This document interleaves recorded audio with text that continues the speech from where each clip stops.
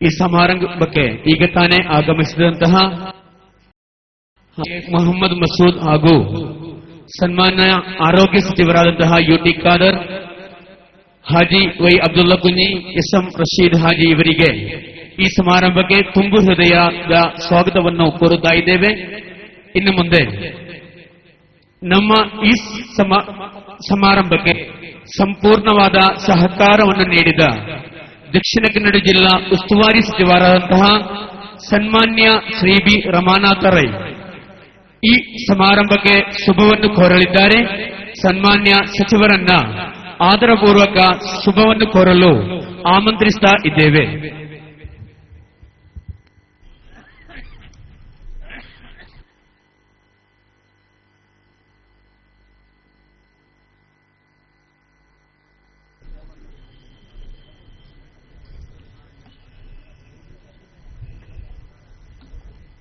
ಅಸ್ಸಲಾಮು ಅಲೈಕುಂ ವರಹಮತುಲ್ಲಾಹಿ ವಬರಕಾತ್.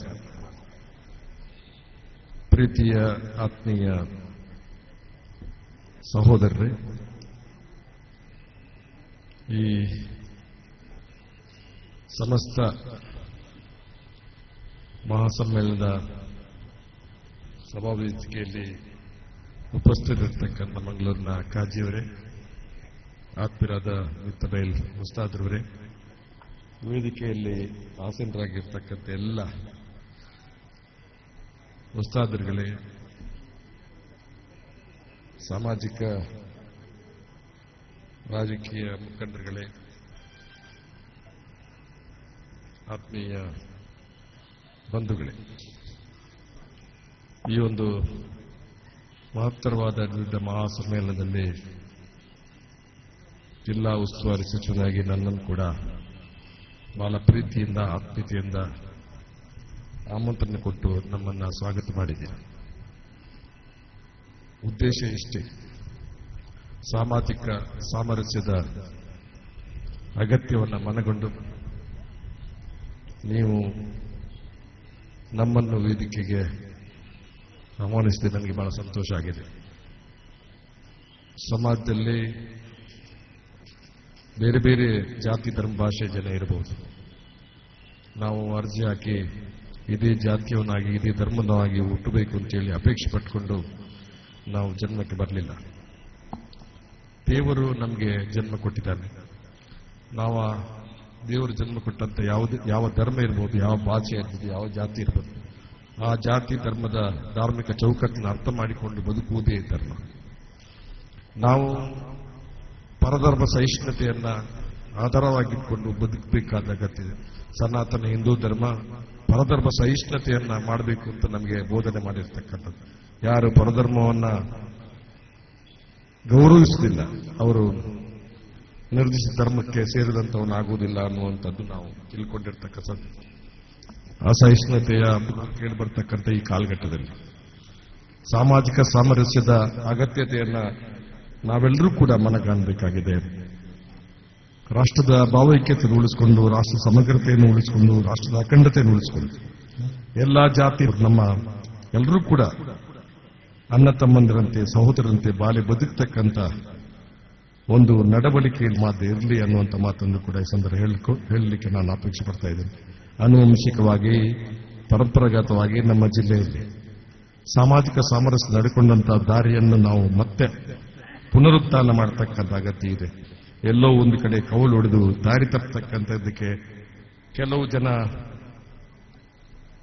ಮನುಷ್ಯನ ಮತ್ತು ಅಪನಂಬಿಕೆಗಳ ಅವಿಶ್ವಾಸವನ್ನ ಸೃಷ್ಟಿ ಮಾಡತಕ್ಕಂಥ ಕಾರ್ಯದಲ್ಲಿ ನಿರತರಾಗಿದ್ದಾರೆ.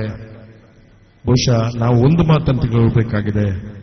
ಇವತ್ತು ನಾವು ತಿಳಿಯಾದ ವಾತಾವರಣ ನಿರ್ಮಾಣ ಮಾಡತಕ್ಕಂಥದ್ದು ಅಪಪ್ರಚಾರಗಳು, ಸುಳ್ಳು ಸುದ್ದಿಗಳು, ಅದಕ್ಕೆ ಯಾವತ್ತೂ ಕೂಡ ನಾವು ಕಿವಿ ಕೊಡಬಾರದು. ಇದು ಒಂದು ಮಾತು ಹಿರಿಯರು ಹೇಳಿರ್ತಕ್ಕಂಥ ಸತ್ಯ. Rumour mongers are national enemies. ಸುಳ್ಳು ಸುದ್ದಿಗಳನ್ನು ಯಾರು ಹರಡಿಸ್ತಾರೆ ಅವರು ದೇಶದ್ರೋಹಿಗಳು ಅಂತ ಹೇಳಿ.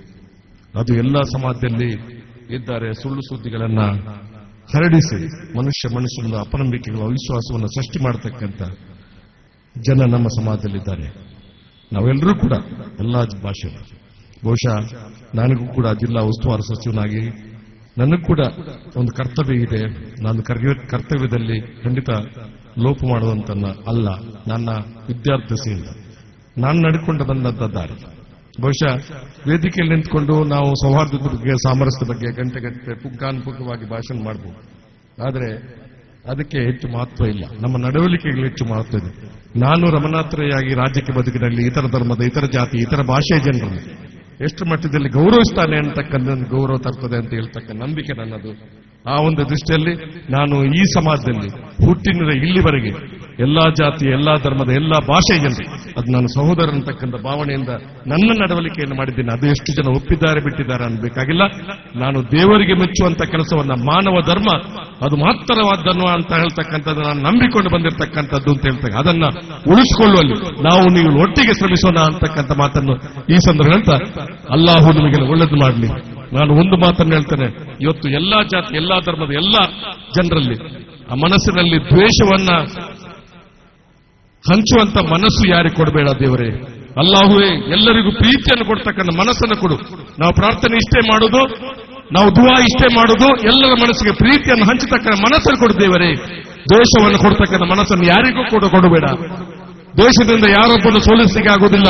ಪ್ರೀತಿಯನ್ನು, ಜಗತ್ತನ್ನು ಗೆಲ್ಲುವುದು ಅಂತ ಹೇಳ್ತಕ್ಕಂಥ ಮಾತು ಅದು ಯಾವತ್ತು ಸತ್ಯ ಅಂತ ಹೇಳ್ತಕ್ಕಂಥ ಮಾತನ್ನು ಕೂಡ ಈ ಸಂದರ್ಭದಲ್ಲಿ ನಾನು ಹೇಳಲಿಕ್ಕೆ ಇಷ್ಟಪಡ್ತಿದ್ದೇನೆ.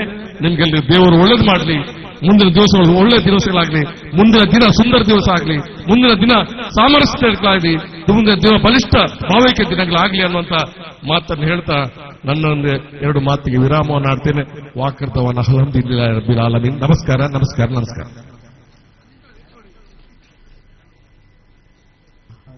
ಬಹಳ ಚುಟುಕಾಗಿ ಚೊಕ್ಕಲ್ ಈ ಸಮಾರಂಭಕ್ಕೆ ಶುಭವನ್ನು ಕೋರಿದ ಸನ್ಮಾನ್ಯ ಶ್ರೀ ಬಿ ರಮನಾಥ ರೈ ಇವರಿಗೆ കൃതജ്ഞതയെന്ന് സല്ലിസ്താ ഇದ್ದೇವೆ. ഇനി നമ്മെ അഭിമുഖീകരിച്ചുകൊണ്ട് സംസാരിക്കുന്നത് ഷെയ്ഖുന പ്രൊഫസർ കെ ആലിക്കുട്ടി മുസ്ലിയാർ. ബഹുമാനപ്പെട്ട